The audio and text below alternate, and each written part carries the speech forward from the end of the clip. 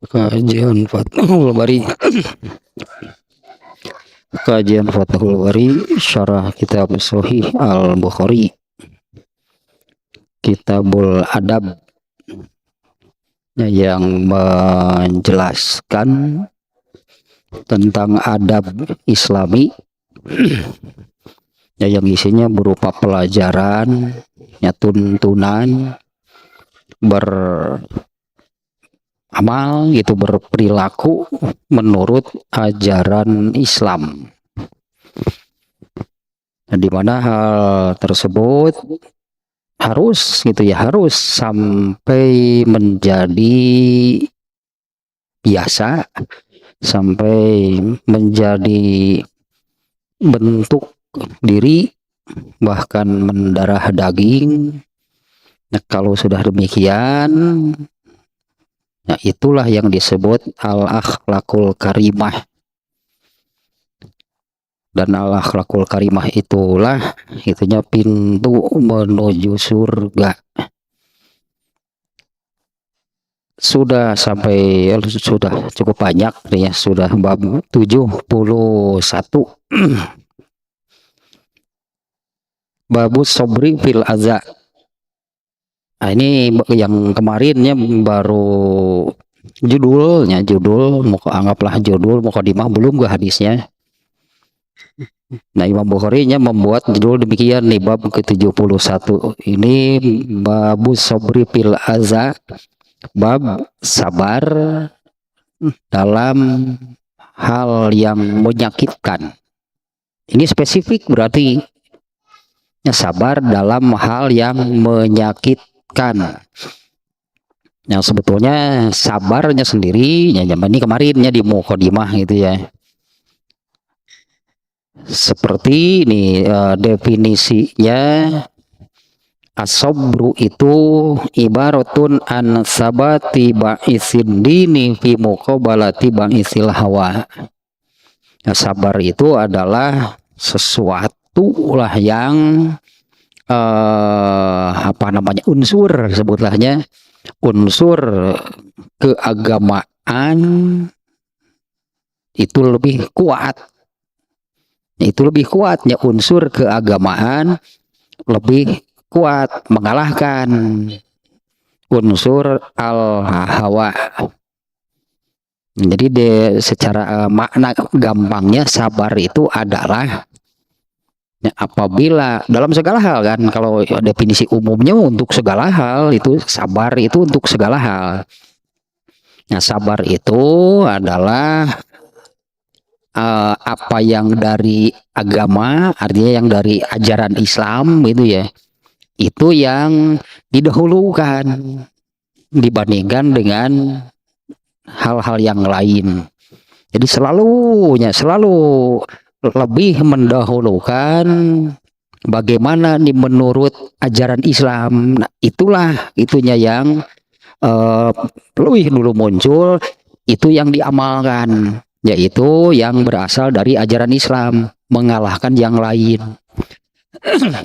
Nah, demikian hanya kurang lebih definisi makna itu dari sabar. Mendahulukan mendahulukan apa yang dari agama dibandingkan dengan dari yang lain. Nah, sehingga sabar itu secara keseluruhan itu ada pada 4 hal. Sabar itu ada pada 4 hal. 1, as-sabru ala ta'ati atau ibadah, sabar dalam beribadah. Nah, kalau dengan makna seperti tadi amat sangat jelas, orang beribadah itu harus sabar, yaitu yang dari agama, yang dari ajaran Islam. Kalau mau beribadah ada 3, sabar sebelum melaksanakan ibadahnya, sabar ketika melaksanakan ibadahnya, dan sabar setelah beribadah. Nah, kalau dalam hal beribadah, sabar itu jadi demikian maknanya. sabar sebelum melakukan ibadahnya, sabar ketika melakukan ibadahnya, sabar setelah melakukan. Ini kan semuanya harus yang dari ajaran Islam. Kemudian yang kedua, as-sabru 'alan nikmat. Sabar ketika mendapatkan kenikmatan. Yang ketiga, as-sabru 'alal maksiat. Sabar dari perbuatan maksiat. Yang keempat, as-sabru 'alal bala. Sabar ketika mendapatkan, nah yang ini sebetulnya kalau Imam Bukhari dalam bab 71 ini, as-sabru 'alal bala, ya sabar ketika menghadapi musibah, sesuatu yang buruk, sesuatu yang tidak mengenakan, sesuatu yang menyakitkan. Ini yang dimunculkan oleh Imam Al-Bukhari dalam bab ini hanya satu, as-sabru fil adza. Bersabarnya sabar ketika mendapatkan hal yang menyakitkan. Yang sebutannya sekitar itulah, hanya ketika mendapat musibah, ketika mendapatkan keburukan, sesuatu yang tidak sesuai keinginan, yang mengecewakan, yang menyakitkan, itulah kurang lebih demikian ya bab ini.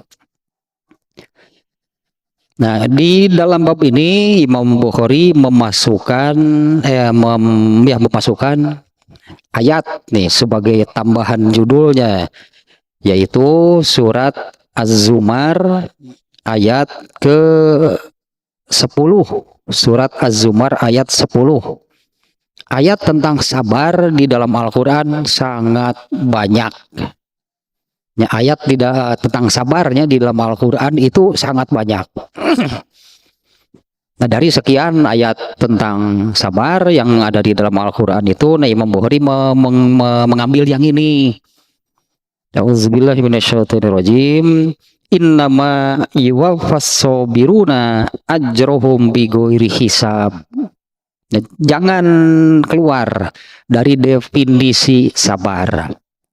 Artinya orang yang orang yang sabar itu artinya kan orang yang mendahulukan menurut ajaran Islam bagaimana.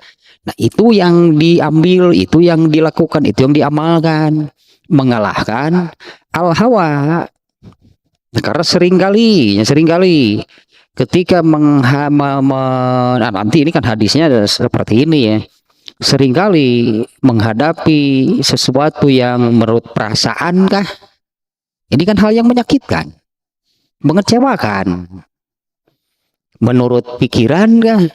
Nah, seringkali menurut perasaan dan pikiran itu bertentangan dengan apa yang dari ajaran Islam. Nah, orang yang sabar itu adalah orang yang mengambil apa yang dari ajaran Islam. Jadi apa yang dari pikiran atau perasaannya itu diabaikan, dikalahkan. Ya, berpegang artinya ya kepada apa yang dari ajaran Islam. Nah, orang yang demikian nih di dalam ayatnya ini, innama yuwaffas sabiruna ajrohum bighairi hisab. Ini salah satu nih keutamaan sabar, keutamaan, keistimewaan sabar. Hanyalah, ini terjemah ayatnya ya, innama yuwaffas sabiruna ajrohum bighairi hisab. Hanyalah apa bahasa kitanya, pasti akan disempurnakan balasan, diberi balasan itulahnya, pastilah akan disempurnakan balasan bagi orang-orang yang sabar itu tanpa hitung-hitungan. Nah, ini kan istimewa nih ya untuk as-sabirun, orang-orang yang sabar itu Allah memberi keistimewaan seperti ini. Alhamdulillah. Nah, Allah memberi keistimewaan seperti ini nih bagi orang yang sabar, yaitu pahala dari Allah itu tanpa hitung-hitungan. Ya, sementara yang populer kan, yang populer sebutlahnya, yang populer tentang balasan dari Allah itu adalah Allah melipat gandakan balasan bagi amal soleh itu antara 10 sampai 700 kali lipat. Artinya ada batas sih, yaitu 700 paling besar. Allah melipat gandakan balasan bagi amal soleh itu antara 10 sampai 700 kali lipat. Nah, tapi bagi orang yang sabar tanpa batas, tanpa hitung-hitungan, yang pasti lebih besar dari 700. Nah, hanya memaknai, berartinya memaknai sabarnya orang yang diberi balasan pahala tanpa hitung-hitungan, tanpa batas, itu adalah orang yang sabar. Yaitu berarti kan, orang yang sabar itu adalah orang yang selalu dalam segala situasi sebetulnya kan. Bukan hanya ketika mendapatkan musibah, bukan. Sabar itu tadilahnya dalam hal ibadah wajib sabar. Dalam hal mendapatkan kenikmatan wajib sabar. Ketika menghadapi itu hal-hal perbuatan maksiat harus sabar disebutnya. Ketika menghadapi musibah juga harus sabar. Nah, Allah melipat gandakan balasan yang tanpa hitung-hitungan, tanpa batas itu bagi orang yang demikian. Artinya kan orang yang selalu berpegang kepada ajaran Islam dalam segala situasi, meskipun seringkali bertentangan dengan akal dan rasanya. Tapi kan dari ajaran Islam yang didahulukan, padahal bertentangan dengan perasaannya, bertentangan dengan akalnya atau apa yang ada di dalam pikirannya. Nah, kita mulai ini sekarang nih hadis-hadisnya, atau contoh lah sedikitnya, contoh sedikit, misalnya sudah jadi kebiasaan, anggaplah sudah jadi kebiasaan ini, anggap nih kalau seorang istri misalnya menyediakan makan buat suaminya, ya seperti itulah sehari-hari itunya nih yang terjadi misalnya di satu keluarga. Seorang istri itu menyediakan makan untuk suaminya dengan landasan, ya, melakukan demikian itu dengan landasan nih bahwa saya seorang istri, saya diwajibkan gitu kan untuk secara umumnya kan bahasa Sundanya ngawulaan salaki, melayani itulah suami, termasuk ke hal seperti ini. Setiap hari gitu ya, menyediakan makan itu untuk menyiapkan. Jadi suaminya itu tinggal duduk makan, misalnya istri yang menyiapkannya. Nah, bagi seorang istri itu kan bernilai ibadah, itu amal soleh, itu dari agama, berarti artinya apa yang dilakukannya itu berdasarkan berdasarkan ajaran Islam.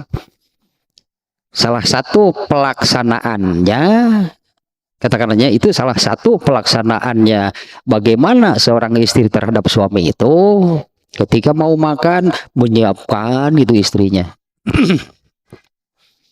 Nah, kalau sekali waktu misalnya, kalau sekali waktu nih istrinya sedang marah, nah biasalah gitulahnya dalam rumah tangga, biasa kadang-kadang suaminya yang sedang marah sama istrinya atau sebaliknya.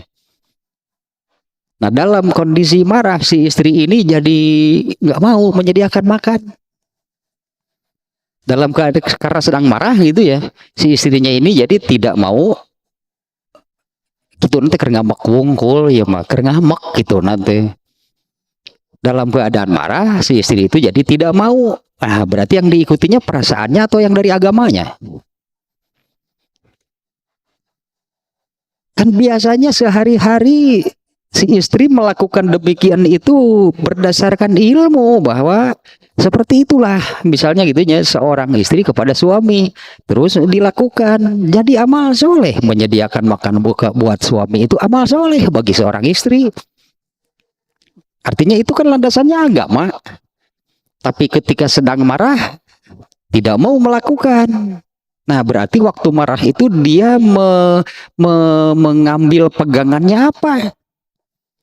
Yang menjadi pegangannya itu adalah rasa marahnya sampai dia tidak mau menyediakan makan. Padahal kan kalau menurut ajaran Islamnya tadi menyediakan makan. Tapi sabar berarti istri deh. Pada saat itunya yang diikutinya adalah perasaannya. Padahal bari ngambek itu kan bahayanya dia akan sanggup menaun hesena emung dah tak berarti hilang kesabaran. Ya berarti gitunya ini contoh kecil gitu ta. Kenapa sih istri itu jadi tidak mau menyediakan makan? Dia mengikuti perasaan marahnya. Padahal sehari-hari biasanya dia melaksanakan apa yang dari agama, dari ajaran Islam, yaitu menyiapkan makan untuk suaminya. Tapi pada waktu marah jadi tidak mau, berarti yang diikutinya adalah perasaan. Ya, rasa marahnya itulah yang diikutinya. Ini sepuas tek itu teh salaki nanti. Apa dah salaki mah kalem we atuh nyokot teh sorangan. Salaki teh salaki enggak masalah teh disadiakeun nyokot sorangan naon hesena.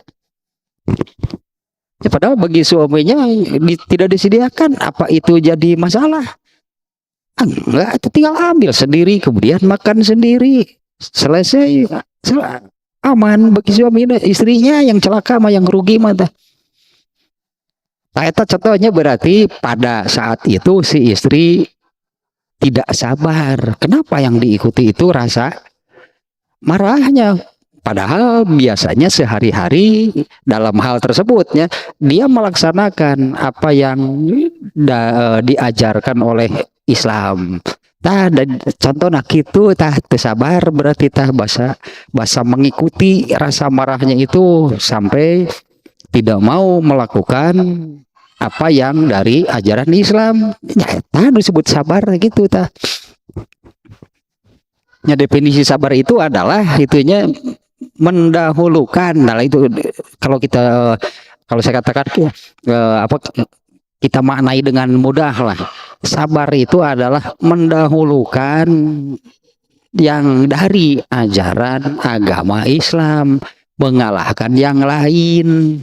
Tanubia itu ya berarti marah ya dalam hatinya. Nah, saat itu ya sedang marah ya sedang marah nih terhadap suaminya. Tapi kan menurut ajaran Islam tetap saja ajaran Islam yang dijalankan. Berbay beri ngamak gak tuh sadiakeun sanggup mah. Kalau biasanya misalnya istrinya yang menyediakannya, menyiapkan, ambil nasi simpan di meja makan, disiapkan air minumnya, pan unggal poe gitu. Tapi ketika marah, perasaan marahnya yang diikuti sampai itu tidak dilakukan, tak hilang kesabaran. Nah, Allah memberikan pahala bagi orang tanpa batasnya, pahalanya dilipat gandakannya digori hisab sudah tidak pakai angka lagi lah, nggak ada hitung-hitungannya bagi orang yang sabar, yaitu yang selalu yang dari agama Islam yang dilakukannya itu mengalahkan yang lain. Nah, kalau dalam contoh tadi tetap saja melaksanakan yang dari ajaran Islam, mengalahkan rasa marahnya. Nah, mungkinlah itu contoh kecilnya gitu disebut sabar teh. Orang yang selalu mendahulukan, orang yang selalu mengikuti apa yang dari ajaran Islam dalam segala situasi, itu namanya orang sabar. Bari ngamakna teh tadi teh masalahna teh sapira rugi-rugi teuing gitu hanya dengan masalah kecil yang diikuti rasa marahnya, bukan yang dari agama. Nah, ini hilang kesabaran disebutnya. Kalau masih demikian, belum berarti belum mendapatkan keistimewaan, belum mendapatkan keutamaan seperti yang disebutkan di dalam ayat ini, yaitu setiap amal solehnya dilipat gandakan oleh Allah tanpa batas. Kalau belum bisa seperti itu ya, dalam segala situasi selalu mengikuti ajaran Islam. Nah, itu orang yang sabar. Kalau belum bisa demikian, berarti keutamaan ini belum bisa didapatkan. Yaitu keutamaannya adalah setiap amal solehnya diberi pahala yang berlipat tanpa batas, tanpa angka, gitulah, tanpa hitung-hitungan dari Allahnya. Kaleh keneh kuno bieu mah nu biasana mangieunkeun kopi lantaran keur ngamak. Tuh, tapi cenah yen sorangan rugi tah. Sebetulnya suami mah gak rugi, suami mah tinggal nya kebelah kanu hiji deui we pangieunkeun, teh kudu dipangieunkeun. Ai suami mah gampang. Tinggal ya tah we ayeuna mah online datang pan kopi. Suami istrinya yang rugi mah. Hadisnya sekarang nih. Yang pertama ada dua nih hadisnya, ada dua nih hadisnya. Yang pertama nih, An Abi Musa radhiyallahu anhu anin Nabi sallallahu alaihi wasallam qala laisa ahadun aw laisa syai'un asbaro ala azan sami'ahu minallahi innahum la yad'una lahu waladan wa innahu la yu'afihim wa yarzuquhum. Nah, hadisnya nggak terlalu panjang juga ya, sekian. Dari Abu Musa Al-Asy'ari, semoga Allah meridhoinya. Dari Nabi Shallallahu alaihi wasallam, beliau bersabda, laisa ahadun asbaro ala azan. Tidak ada siapapun yang lebih sabar. Tidak ada siapapun yang lebih sabar atas sesuatu yang menyakitkan, yang didengarnya dibanding dengan Allah. Oh, ternyata Allah paling sabar. Ini ya, sekali lagi nih awalnya demikiannya. Tidak ada siapapun yang lebih sabar atas sesuatu yang menyakitkan dibandingkan dengan Allah. Yaitu manusia mengatakan bahwa Allah punya anak. Wah, itu kan menyakitkan bagi Allah. Tuduhan lah anggapnya itu menyakitkan bagi Allah. Manusia mengatakan demikian itu hal yang menyakitkan bagi Allah. Wa innahu la yu'afihim wa yarzuquhum. Dan sesungguhnya Allah itu memaafkan mereka. Allah itu memberi rezeki mereka. Nah, demikiannya hadisnya. Sekali lagi terjemahnya demikian nih. Dari Abu Musa Al-Asy'ari, semoga Allah meridhoinya, dari Nabi Shallallahu alaihi wasallam, beliau bersabda, tidak ada siapapun yang lebih sabar dari Allah atas sesuatu yang menyakitkan. Yaitu manusia mengatakan bahwa Allah punya anak. Padahal gitunya Allah itu memaafkan, bahkan Allah itu yang memberi rezeki. Di sini disebutnya duanya, Allah memaafkan mereka, Allah memberi rezeki mereka. Nah, seperti ini nih masalahnya. Rasulullah di ayat ini kan menyebut tidak ada yang lebih sabar dibandingkan dengan Allah. Ini juga sebetulnya ya mengapa gitu ya, mengapa definisi sabar itu atau sabar itu seperti tadi maknanya. Artinya yang tadinya coba saya ulang lagi nih ya. Yang disebut sabar itu kan selalu ajaran dari agama Islam inilah yang dijadikan pegangan, yang diikutinya, mengalahkan hal-hal yang lainnya dalam segala situasi, itu kan ya, itulah yang disebut sabar demikian. Nah, dalam hal ini Rasulullah menyebut tidak ada yang lebih sabar dari Allah. Kalau dengan definisi tadi, bagi Allah kena nggak definisi tersebut? Ternyata yang paling sabar itu kan Allah. Nah, dalam hal ini Allah lah yang membuat ketetapan, termasuk kan agama Islam ini kan Allah yang membuat.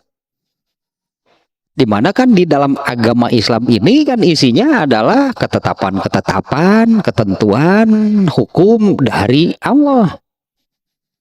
Nah, Allah sendiri dalam hal ini terkait dengan makna yang tadinya Allah paling sabar. Arti sabar kan seperti tadi, arti sabar itu agama yang diikuti, didahulukan, mengalahkan yang lain. Nah, dalam hal ini Allah sudah membuat ketentuan bagi dirinya ya. Allah sudah membuat ketentuan, Allah sudah menetapkan gitu bagi dirinya, yaitu Allah yang menciptakan, karena tidak ada satupun makhluk yang bukan ciptaan Allah, nggak ada. Pencipta yang mencipta itu hanya Allah. Semua makhluk ini ciptaan Allah. Nah, Allah sudah menetapkan demikian. Allah sudah menetapkan bagi dirinya menciptakan. Ya jadilah ciptaannya, seluruh makhluknya ini ciptaan Allah. Selain itu, Allah juga yang menetapkannya. Ini Allah juga yang menetapkan bahwa yang memberi rezeki kepada seluruh makhluknya itu hanya Allah. Coba kalau Allah tadi berbuat seperti ibu-ibu, tadi kan ibu-ibu contohnya. Coba kalau Allah berbuat seperti ibu-ibu tadi, Allah marah nggak dikatakan Allah punya anak? Allah marah nggak nih? Manusia mengatakan bahwa Allah punya anak, bukan marah lagi, murka gitu. Allah itu marah besar sebetulnya. Tapi manusia ada yang mengatakan demikian, bahwa Allah punya anak. Apa Allah tidak marah? Bukan marah lagi, murka, marah besar. Allah, ada manusia yang mengatakan demikian. Coba kalau Allah ini berlaku seperti ibu-ibu yang tadi, ketika marah jadi tidak mau menyediakan makan. Coba kalau Allah seperti itu, karena Allah marah, nggak mau, saya nggak mau memberi rezeki. Berarti Allah mengikuti apa? Berarti Allah kan bukan mengikuti apa yang sudah Dia tetapkan bagi dirinya, tapi mengikuti rasa marah, karena Allah juga punya rasa. Allah marah ketika manusia mengatakan bahwa Allah punya anak. Allah marah. Tapi kalau Allah berbuat seperti ibu-ibu, ini nih si A, si B, si C misalnya nih, ini ada manusia nih yang mengatakan bahwa aku punya anak. Allah marah, sehingga andai Allah mengatakan seperti ini, aku tidak mau lagi memberi rezeki kepada orang itu. Artinya kan Allah tidak mengikuti apa yang sudah Ia tetapkan. Tapi Allah mengikuti perasaannya. Kalau mengikuti perasaan, anggaplah demikiannya. Kalau mengikuti perasaan, bukan marah lagi. Saya katakan Allah murka, dikatakan demikian. Ada manusia yang mengatakan bahwa Allah punya anak. Nah, tuh hadisnya lu ya tentang hal seperti itu ya. Naonnya hadisnya saya lupa lagi nih. Nah, yang ini nih kurang lebih nih hadisnya yang ini.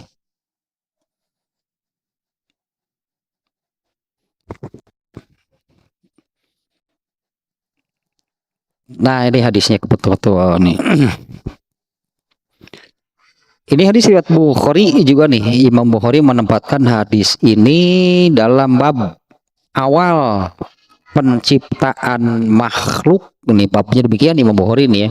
Awal mula penciptaan makhluk. Ini hadisnya seperti ini. Terjemahnya saja nih ya. Dari Abu Hurairah, semoga Allah meridhoinya, ia berkata, Nabi Shallallahu Alaihi Wasallam bersabda, diperlihatkan kepadaku ketika Allah berfirman, anak Adam manusianya, anak Adam manusia mencaci, memaki, menghina. Disebutnya menghina, coba. Allah menyebutnya menghina gitunya. Manusia menghinaku padahal hal itu tidak pantas bagi mereka. Kemudian yang kedua, manusia mendustakanku. Jadi ada dua nih ya dalam hal ini. Satu, Allah berfirman, manusia menghina aku. Kemudian satu lagi, manusia mendustakanku padahal itu tidak pantas bagi mereka. Penghinaannya adalah itu penghinaan manusia kepadaku, yaitu mereka mengatakan bahwa aku punya anak. Kemudian mereka mendustakan aku, yaitu mereka mengatakan bahwa aku tidak mampu menghidupkan kembali manusia sebagaimana awal aku menciptakan mereka. Ini makanya Imam Bukhari-nya menempatkan bab ini di awal mula penciptaan. Nah, dua di dalam ini yang berkaitan dengan hadis yang ada di sini ya. Nah, Allah berfirman, manusia menghina aku dengan mengatakan, menghina aku padahal itu tidak pantas bagi mereka. Kemudian yang kedua, manusia mendustakan aku padahal itu tidak pantas bagi mereka. Yang manusia menghina aku dengan mengatakan bahwa aku punya anak. Kemudian yang kedua, manusia mendustakan aku dengan mengatakan bahwa aku tidak mampu, aku tidak sanggup untuk menghidupkan kembali manusia setelah matinya, sebagaimana dulu aku mampu menciptakan mereka. Nah ini nih, kembali ke hadis yang ini nih ya. Redaksinya demikian tadi kan ya, Rasulullah menyabdakan tidak ada siapapun yang lebih sabar. Nah ini kan sabarnya nih ya dalam hal ini nih yang dimunculkan. Tidak ada siapapun yang lebih sabar dibanding dengan Allah. Tidak ada yang lebih sabar daripada Allah. Di mana kesabaran Allah kalau di sini khusus nih, tidak ada yang lebih sabar daripada Allah ketika mendengar sesuatu yang menyakitkan, yaitu manusia mengatakan bahwa Allah punya anak. Itu amat gitulah sangat menyakitkan bagi Allah. Nah, di ayat tadi disebutnya syatamani, bahasa Arab nama syatamani abdi, hambaku merendahkanku, menghinaku dengan mengatakan seperti ini. Ya, innahum layad'una lahu waladan. Manusia mengatakan bahwa aku punya anak. Nah, sekarang makna sabarnya bagaimana nih bagi Allah ya? Makna sabar bagi Allah bagaimana? Di mana lanjutannya kan Allah tetap saja memberi rezeki kepada mereka, kepada orang yang menghina Allah.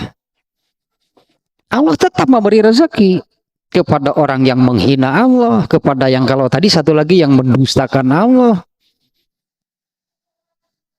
Nah, di mana artinya kan Allah tidak keluar dari ketetapan.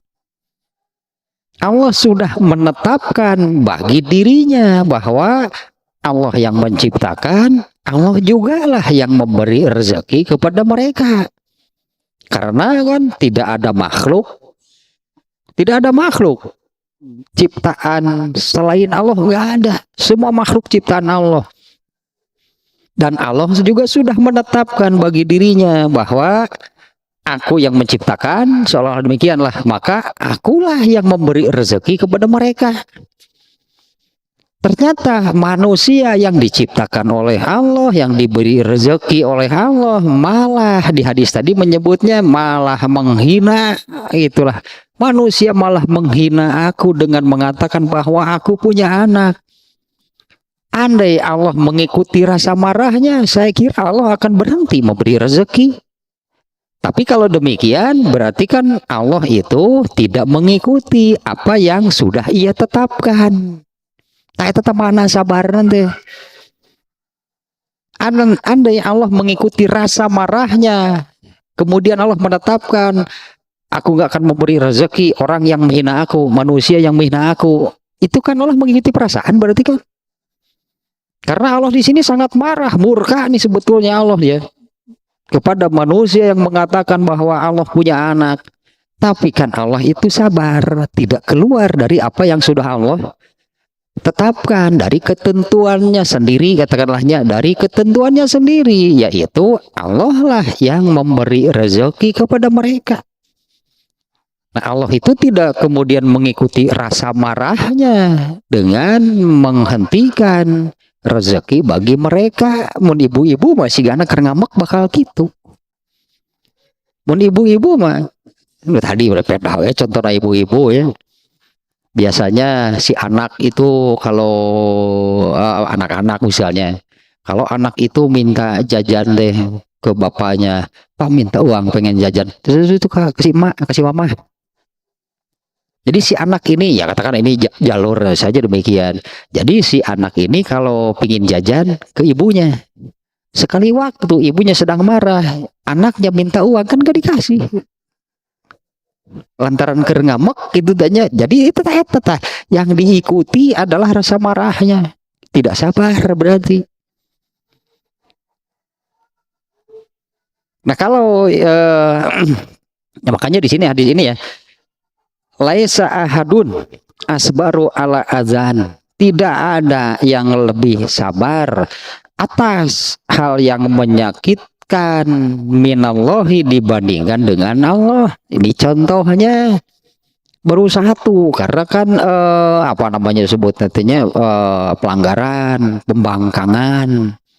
pelanggaran gitu, pembangkangan manusia kepada Allah kan bukan hanya soal ini. Tapi ini sesuatu yang amat sangat menyakitkan bagi Allah, yaitu manusia berani mengatakan bahwa Allah punya anak. Tapi Allah kan sabar. Allah tidak berhenti memberi rezeki kepada mereka. Nah artinya ini benang merahnya bahwa Allah tetap berpegang kepada apa yang sudah Ia tetapkan, yaitu Allah berkewajiban dalam tanda kutipnya, Allah wajib gitulah dalam tanda kutip memberi rezeki kepada hambanya, kepada yang Ia ciptakan. Karena kalau Allah berhenti memberi rezeki, nah terus yang mau memberi rezeki kepada mereka siapa? Itu ketetapan Allahnya bagi dirinya. Allah yang menciptakan, maka Allah menetapkan bahwa dirinya lah yang memberi rezeki kepada mereka. Coba kalau Allah tidak sabar, manusia itu sudah di stop lah rezekinya oleh Allah kalau Allah marah. Kalau mengikutinya, kalau Allah mengikuti rasa marahnya. Tapi kan kalau seperti itu justru Allah yang memberi contoh tidak sabar. Ya kalau seperti itu berarti Allah yang memberi contoh tidak sabar, karena Allah mengikuti rasa marahnya ketika ada manusia yang apa namanya kalau di sini yang menghina kepada Allah. Nah, itu dari hadis yang pertamanya ini menunjukkan ya seperti itulah artinya sabar. Tidak ada yang lebih sabar atas hal yang menyakitkan dibandingkan dengan Allah. Manusia mengatakan bahwa Allah punya anak. Kalau di dalam hadis tadi kan disebutkan manusia menghina Allah dengan mengatakan bahwa Allah punya anak. Tapi Allah kan tidak keluar dari apa yang sudah Allah tetapkan. Yaitu Allah tetap saja memberi rezeki kepada mereka. Adapun urusan di akhirat tadi, lain lagi. Di akhirat sudah, di akhirat. Allah akan memberi balasan kan, itu kan sudah Allah tetapkan demikian juga, bahwa Allah akan memberi balasan bagi semua amal manusia. Nah, kira-kira balasan bagi manusia yang berani menghina Allah seperti apa? Pasti Allah memberikan balasan. Nah, tapi dalam hal ini dia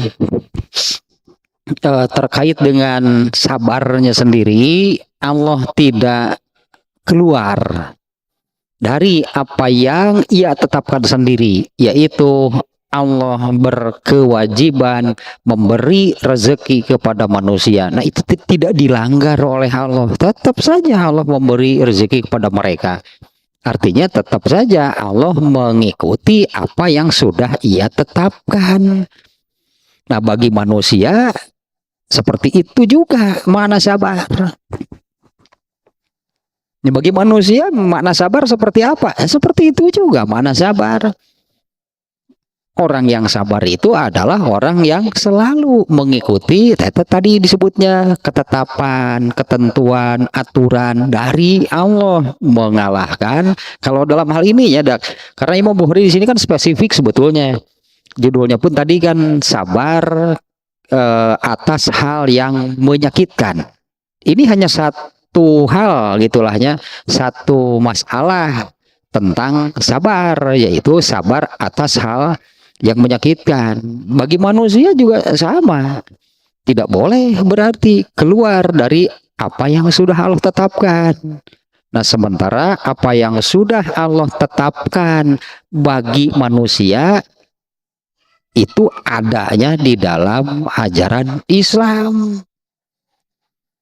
Nah, orang yang sabar itu adalah orang yang tetap berpegang, tetap mengikuti apa yang Allah tetapkan di dalam ajaran Islam, mengalahkan rasa marahnya. Berarti karena hal seperti ini, ya artinya hal yang tadinya menyakitkan, ini kan khususnya sabar atas hal yang menyakitkan. Hal yang menyakitkan itu yang menyebabkan manusia marah.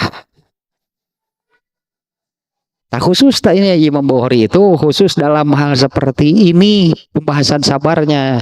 Adapun sabarnya tadi kan lebih umum sebetulnya. Jadi dalam hal ini ketika mendapatkan hal menyakitkan yang akan muncul itu dari dalam diri manusia itu adalah rasa marah, kecewa gitulahnya, kecewa, marah gitu. Itu yang muncul dari dalam diri manusia. Nah, dalam kondisi seperti ini mau mengikuti kekecewaannya, mau mengikuti rasa marahnya, atau tetap berpegang kepada ketentuan dari Allah. Kalau Allah di sini kan sangat murkanya, sangat besar gitu murka, kemarahan Allah. Tapi kan Allah tidak keluar dari tetap mengikuti apa yang sudah ia tentukan, yaitu tetap memberi rezeki. Nah, bagi manusia itu masalahnya sama.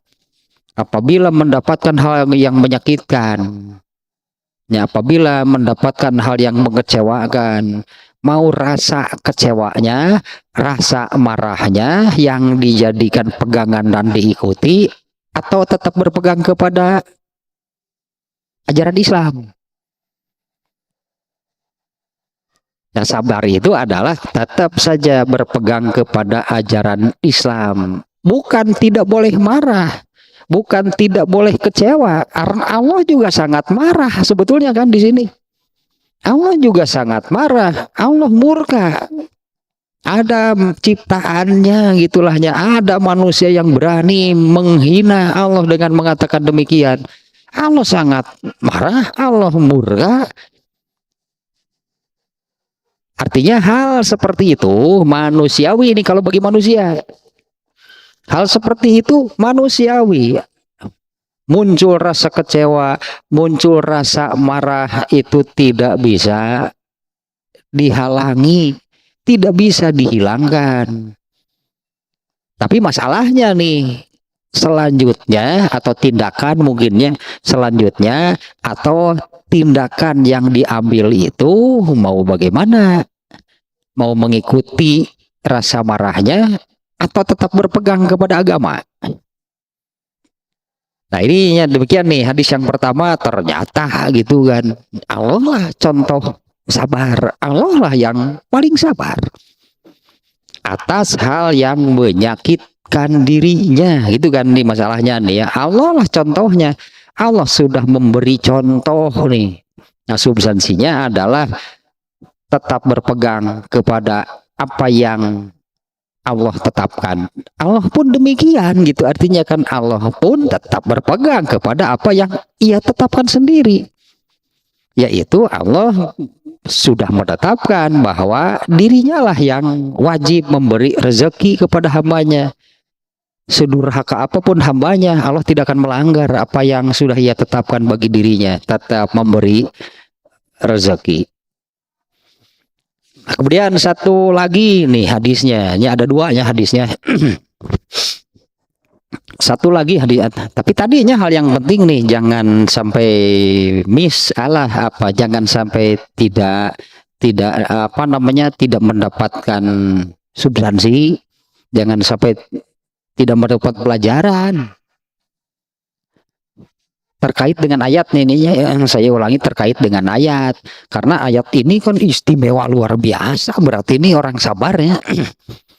Padahal nah ini baru satunya, ini hanya salah satu ayat yang menyebutkan keutamaan, keistimewaan orang yang sabar, banyak ayatnya. Nah salah satunya ini nih ya. Nah apabila berarti demikian nih, apabila ingin setiap amal soleh yang dilakukan itu diberi pahala oleh Allah melebihi 700 kali lipat, maka jadilah orang yang sabar, artinya ya, maka selalu dahulukan dan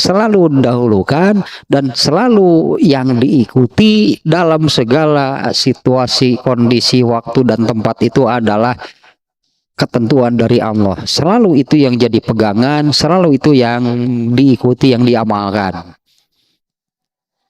Nah kalau sudah bisa demikian, nah barulah pahala yang diberikan oleh Allah itu seperti ayatnya tanpa hitung-hitungan. Bisa jadi loh jauh lebih besar daripada 700 2 juta menurut cek Allah teta semua ngitung deh ini tidak saku teta ting sabaraha yang pastinya lebih besar dari 700. Eta berarti tah substansi nama. Apabila ingin pahala amal solehnya itu dilipat gandakan tanpa hitung-hitungan, maka selalu dalam hal apapun, dalam situasi apapun, jadi selalu yang dari Allah lah yang dijadikan pegangan dan diikuti, diamalkannya. Atau etap-etap substansi yang penting bisa. Nah kemudian yang kedua nih hadisnya.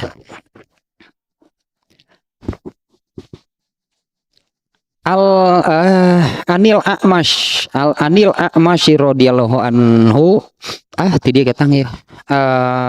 An Abdillahi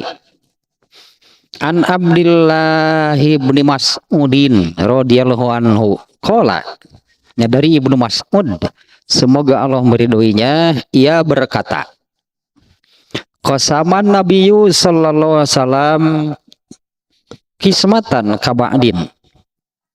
Ini sambil terjemah saja nih ya, tidak dibaca dulu gitu redaksi hadis sampai selesai. Ibnu Mas'ud berkata, Nabi Sallallahu Alaihi Wasallam membagikan gonimah. Soalnya dalam hadis ini ya, Nabi Sallallahu Alaihi Wasallam membagikan gonimah. Ini terjadi pada perang Hunain.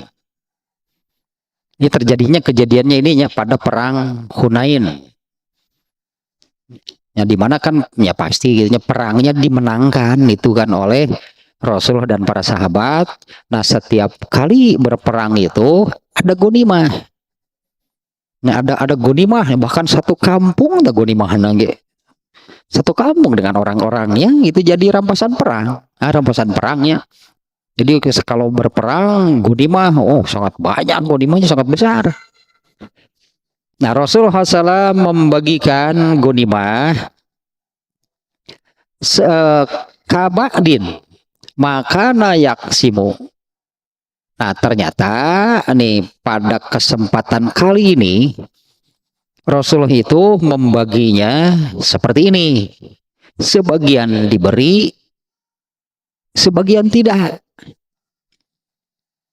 Bukan sebagian lebih besar, sebagian lebih kecil. Ini sebagian tidak diberi.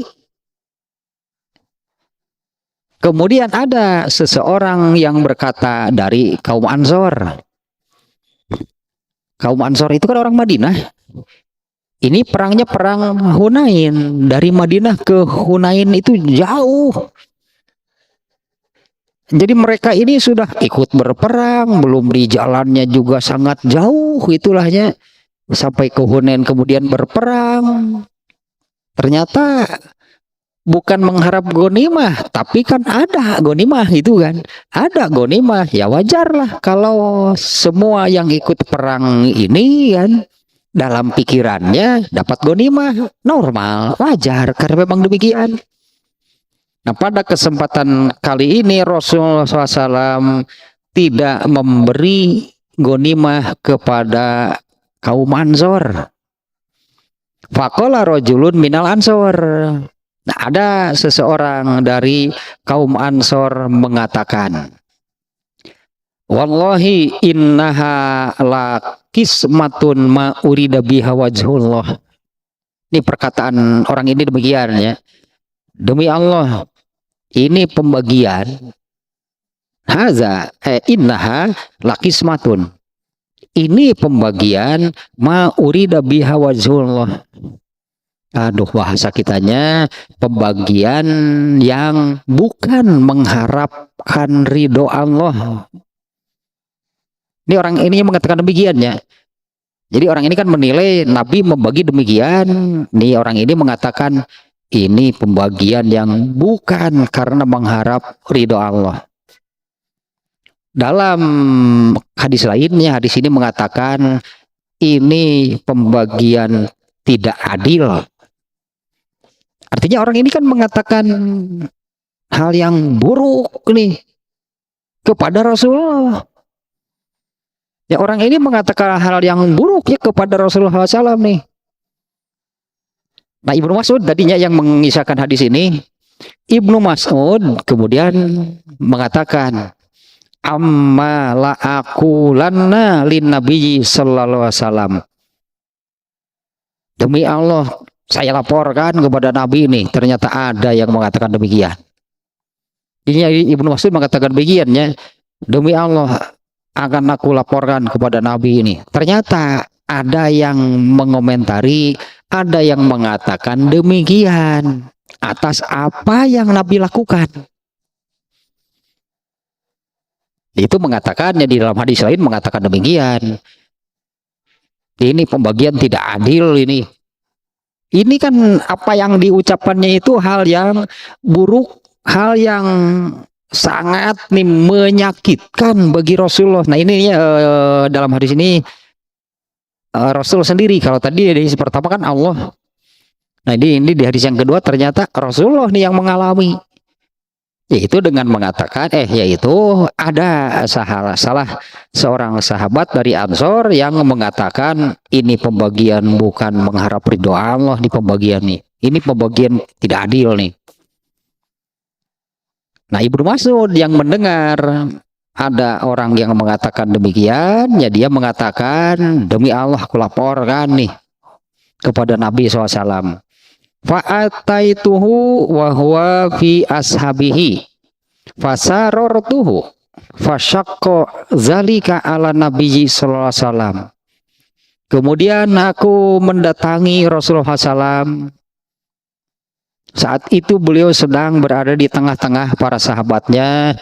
Lalu aku berbisik kepada Nabi. Jadi Ibnu Mas'udnya tidak tidak mengatakannya, tidak melaporkannya sehingga diketahui oleh semua sahabat. Ibnu Mas'ud berbisik nih, sahabat-sahabat yang lain berarti tidak tahu. Ya, kemudian aku mendatangi Nabi SAW. Saat itu beliau sedang berada di tengah-tengah para sahabat. Lalu aku bisikan kepada Nabi. Itu yang tadinya yang dibisikan oleh Ibnu Mas'ud. Ini ada nih salah satu dari kaum Ansor yang mengatakan bahwa Tuhan itu akan Nabi itu, bahwa Tuhan itu tidak adil pembagiannya. Fasyaqqa zalika ala Nabi SAW. Ini ya, bahasa kitanya ini sangat menyesakkan gitu bagi Nabi. Enggak, Nabi itu gitu mendengar ada yang mengatakan demikian. Ini terasa sesak, itu berat bagi Nabi. Nabi disebut tidak adil. Tahir ini rasa. Itu tidak bisa makanya rasa itu tidak bisa dihalangi.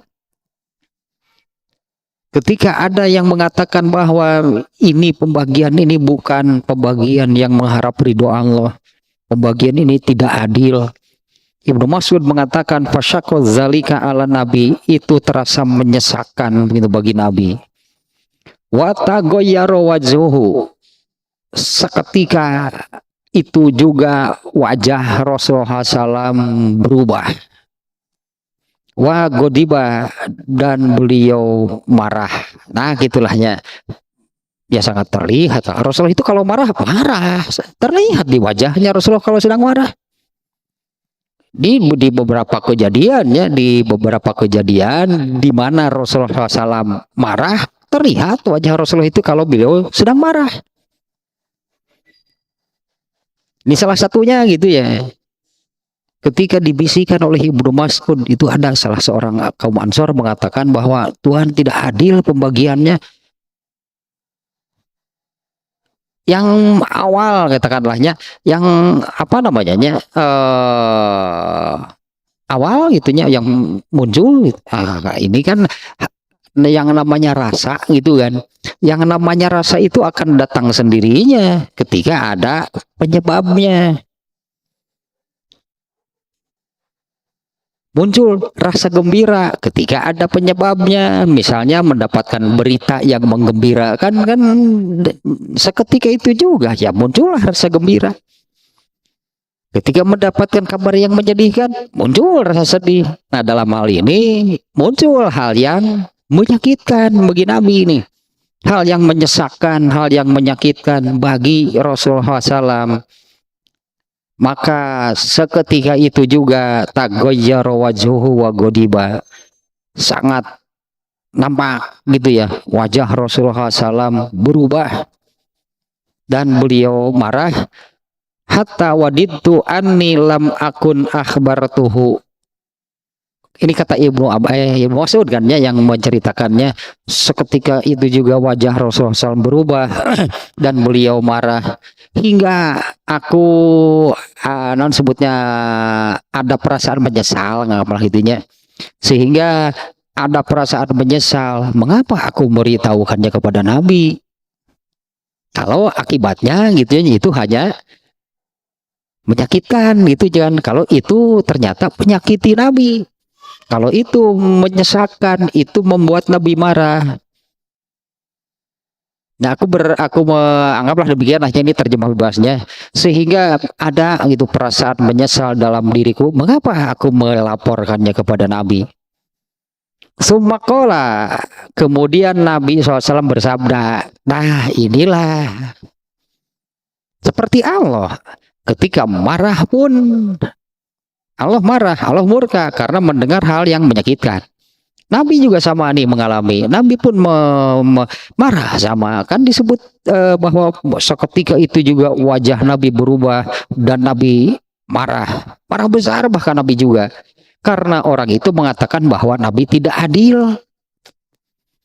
Kalau di hadis lain malah di sini nih ada nih mana nih lafadznya nih. Rasulullah SAW itu kemudian menyabdakan begini, ketika Rasulullah itu marahnya, Rasulullah SAW mengatakan, kalau kamu mengatakan Allah dan Rasulnya tidak adil, lalu yang adil siapa? Nah, itu Rasulullah itu mengatakan demikian ya. Kalau kamu mengatakan bahwa Allah itu tidak adil, Allah dan Rasulnya tidak adil, lalu yang adil siapa? Nah, karena kan tidak ada, ya kan, tidak ada yang lebih adil daripada Allah dan Rasulnya. Lalu ada orang yang mengatakan bahwa pembagian ini tidak adil.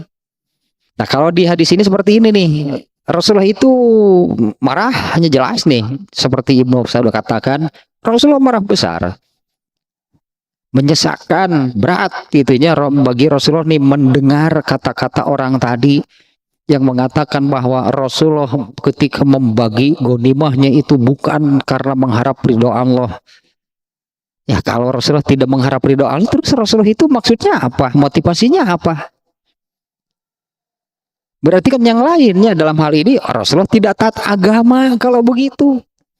Kalau begitu Rasulullah kan tidak taat agama. Kalau bukan karena mengharap ridho Allah, berarti bukan taat kepada agama. Rasulullah itu sudah melanggar agama yang dibawanya. Itu kan menyesakkan bagi Nabi. Nabi dituduh itulah melanggar aturan agama. Padahal agama itu Allah turunkan kepada Nabi. Ini berat nih ya, bagi Rasulullah itu sangat berat nih perkataan ini. Fasyaqqa zalika ala Nabi. Nah, Ibnu Mas'ud mengatakan demikian, itu menyesakkan bagi Nabi sehingga beliau marah. Tapi meskipun dalam keadaan marah, nah inilah tindakan dari Nabi, ini sabar namanya. Kalau mengikuti kemarahannya, aneh-aneh ini seperti ini. Kalau Rasulullah SAW mengikuti kemarahannya, mengabaikan agama, Rasulullah bisa saja mengatakan, mana orangnya, tangkap orang itu, gebukan ku saraya. Bisa nggak Nabi memerintah demikian? Ya pasti para sahabat yang lain akan membela Nabi, karena orang ini sudah berani mengatakan Nabi tidak adil, sahabat saja marah. Nah, tapi kalau Rasulullah mengikuti kemarahannya, berarti Rasulullah itu kalau mengikuti kemarahannya berarti Rasulullah mengabaikan apa yang dari agama. Nah, ini nih yang dikatakan oleh Rasulullah seperti ini nih. Padahal marahnya sangat jelas ya, Rasulullah itu marah. Tapi karena ya inilah sabar.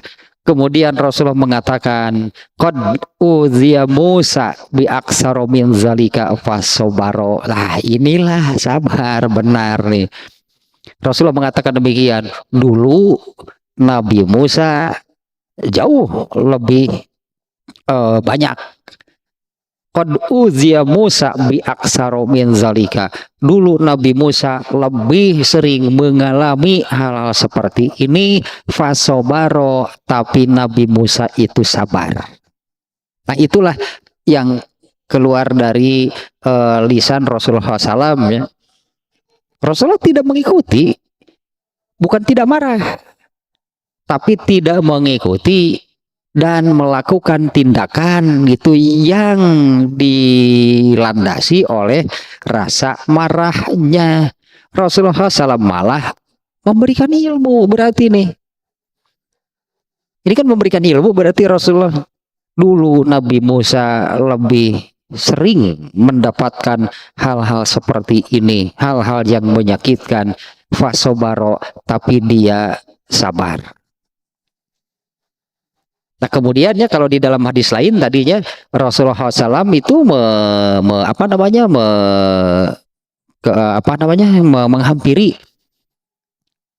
menghampiri apa sih Rasulullah seolah-olah menanyakan siapa orang yang mengatakan demikian.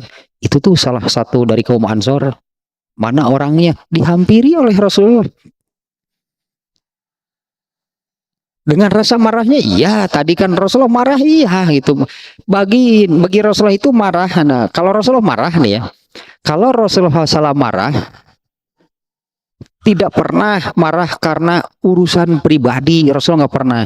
Rasulullah itu marah kalau agama nih yang diusiknya. Dalam hal ini agama nih yang terusik. Kalau secara pribadi Rasulullah SAW itu nggak akan mau dianggap gitulah, mau dianggap. Contoh yang kemarin ibu-ibu itu ya, ibu-ibu yang nangis di kuburan anaknya, Rasulullah kan menasehati itaki wasbiri kepada ibu-ibunya yang sedang menangis di kuburan anaknya. Rasulullah menasehati demikian, bertakwalah, bersabarlah.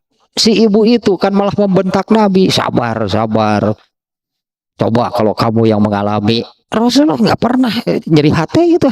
Nabi. Hal itu tidak membuat Rasulullah sakit hati.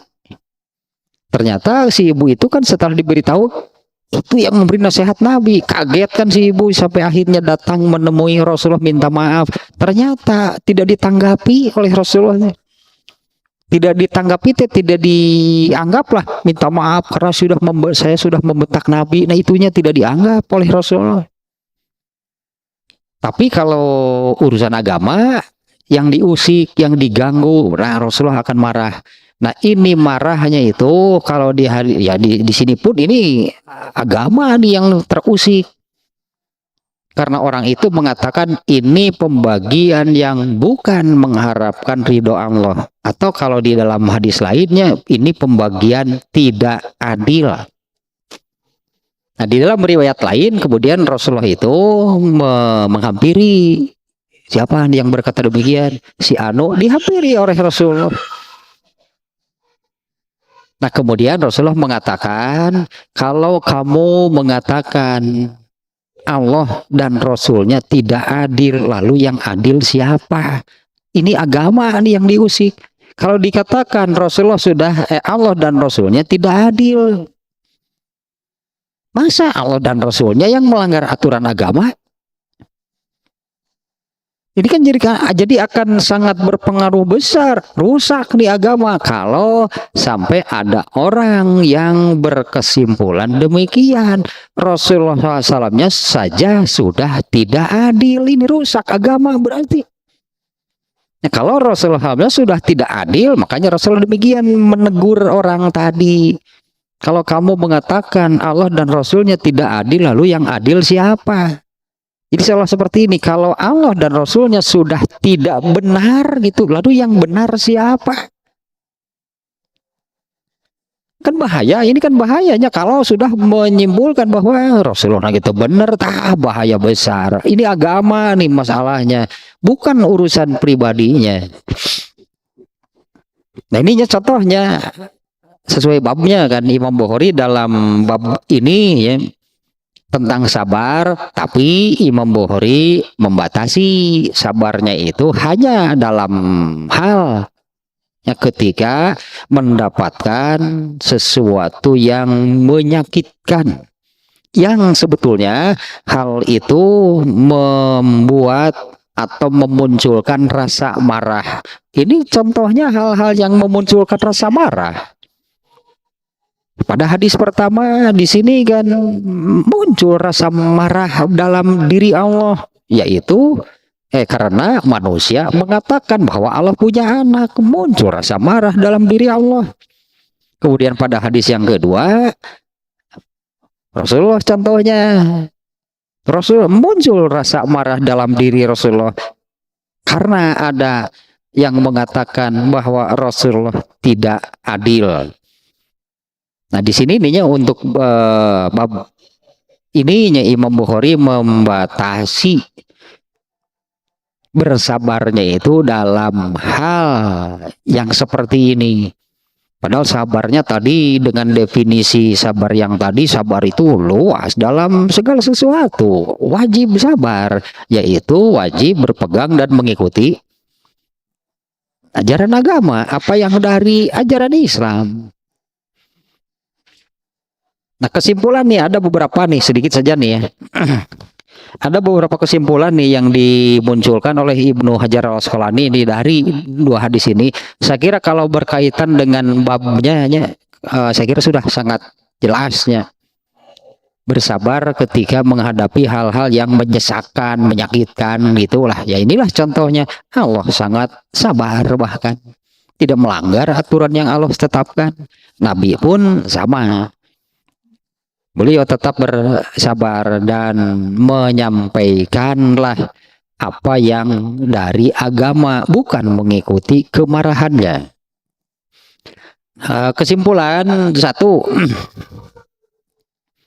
boleh memberitahu kepada pemimpin terutama, boleh melaporkan sesuatu kepada pemimpin tentang hal yang tentang hal-hal yang tadilahnya, hal-hal yang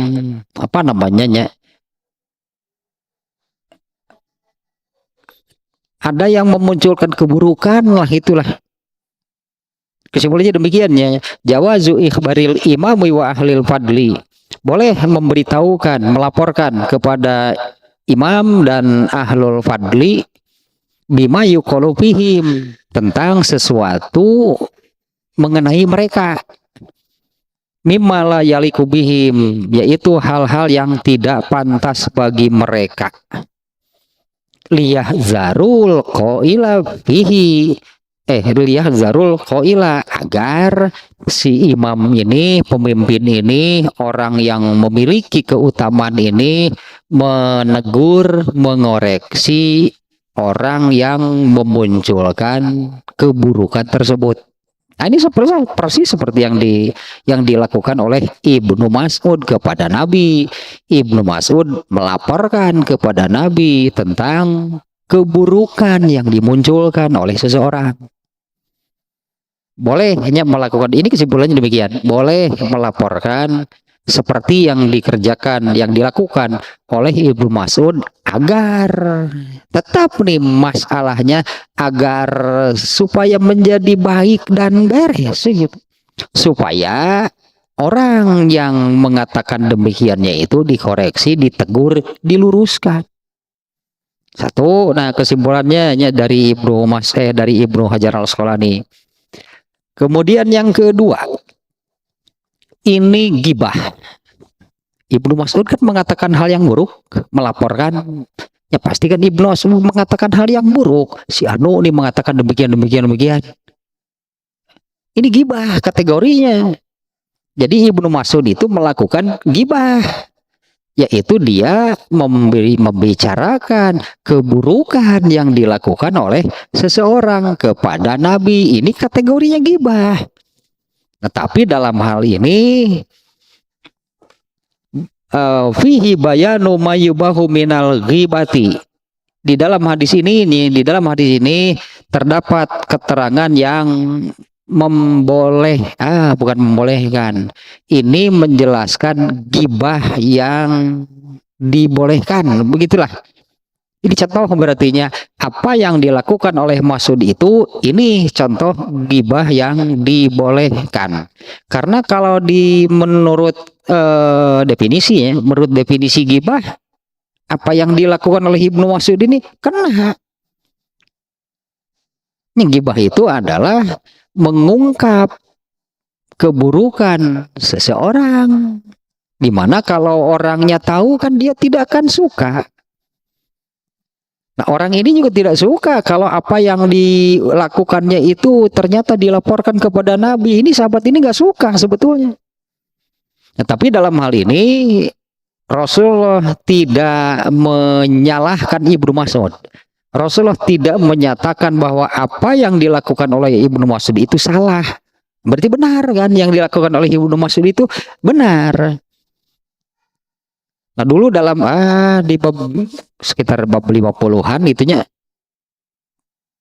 tentang gibah, apa nih ya judulnya ini, yang gibah yang dibolehkan. Itu bab ke-46 tentang gibah katanya. Kemudian bab ke-48 tuh. Bab ke-48 ya, ada yang menerangkan ada gibah yang dibolehkan. Nah, ini contohnya Ibnu Mas'ud itu membicarakan keburukan orang, yaitu melaporkan keburukan orang itu kepada Nabi. Dalam hal ini Nabi tidak menyatakan bahwa itu salah.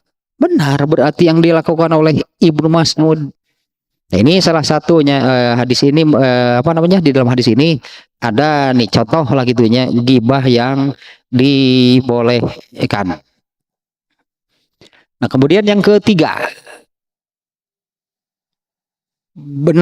bukan benarnya, wajar mungkin bahasa kitanya ya.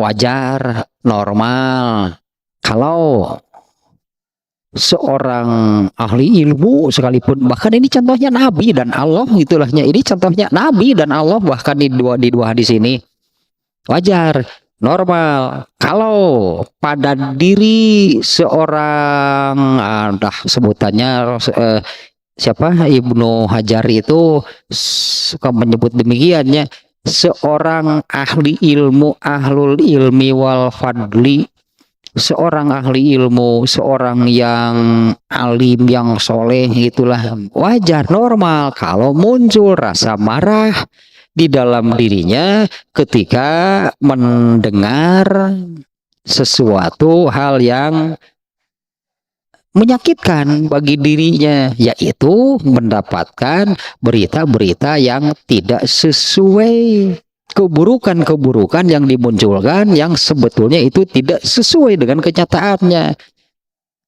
Ada rasa marah, normal, itu normal, wajar. Tapi kan belum ke sabar kan? Muncul rasa marahnya, muncul apa, menyesakkan marahnya, normal. Nabi juga demikian. Tapi kan belum berkaitan dengan sabar, tapi apa yang kemudian dilakukan, nah baru itu menunjukkan sabar atau tidak. Nah, kalau muncul rasa marahnya gitu ya, itu adalah hal yang wajar, itu hal yang normal. Nah, tapi seorang ahli ilmu wal fadli wa ma'a zalika fayatalaquna zalika bisobri wal hilmi, ya tetaplah harus menjadi orang yang sabar. Artinya kan apa yang tindakan yang akan diambil, nah harus sabar. Kemunculan tadinya rasa marahnya wajar, normal, alami, manusiawi. Artinya belum atau hal itu tidak menjadi dosa. Begitu mendengar marah, itu dosa ya, belum berdosa. Tapi kemudian apa yang dilakukan? Nah, baru kalau bersabar dapat pahala, kalau tidak bersabar dosa. Nah, tentu dalam hal ini pun ya, Rasulullah SAW memilih sabar, karena Rasulullah juga kalau mau melakukan sesuatu yang dilandasi rasa marahnya, Rasulullah juga bisa. Ya, Rasulullah juga bisa. Andailah seperti tadi, mana orangnya hukum misalnya, tapi itu karena kemarahannya, itu kan tidak menjadi pilihan Rasulullah. Beliau memilih bersabar dengan mengatakan, wah dulu Nabi Musa lebih sering mengalami hal seperti ini, tapi dia bersabar. Artinya menunjukkan bahwa aku juga sabar seperti Nabi Musa. Nah, Rasulullah memilih demikian karena kan Rasulullah tahu ayat ini bahwa pahala bagi orang yang bersabar itu Allah lipat gandakan tanpa batas. Mending iya atuh cek Nabi itu tiba-tiba makan-makan. Ya, artinya kan daripada marah-marah, daripada mengikuti kemarahannya, mending sabar. Karena Rasulullah tahu ayat ini Allah akan memberi pahala orang yang sabar itu dengan tanpa hitung-hitungan. Pasti Rasulullah akan memilih sabar daripada mengikuti kemarahannya, meskipun amat sangatnya menyakitkan bagi Rasulullah ketika ada yang mengatakan Rasulullah tidak adil. Nah, di hadis yang lain kan Rasulullah menegurnya dengan cara demikian, kalau kamu mengatakan Allah dan Rasulnya sudah tidak benar, tidak adil itu tidak benar, berarti terbalik kemudian mencik orang tuh bener ya, mau pembagian tuh ya terbalik ya ngebagi teh, kan seperti itu artinya tidak benar nih Rasulullah. Orang itu menilai tidak benar nih yang dilakukan oleh Rasulullah. Nah, maka teguran Rasulullah itu kan normatif secara aturan agama, secara agama. Kalau kamu mengatakan Allah dan Rasulnya tidak benar, lalu yang benar siapa? Teruslah beres tanya bab khusus, memangnya Imam Bukhari khusus nih dalam bab ini, sabarnya itu terkait dengan hal yang menyakitkan. Di pertemuan sebelumnya ya, tadi di awal juga saya ulang lagi bahwa sabar itu sebetulnya dalam segala hal dengan definisi dalam hal apapun selalu mendahulukan, selalu berpegang dan mengikuti apa yang dari ajaran Islam, mengalahkan yang lain. Kalau dalam hal ini, dalam bab ini, mengalahkan rasa marahnya. Jadi melakukan sesuatunya itu bukan mengikuti rasa marahnya.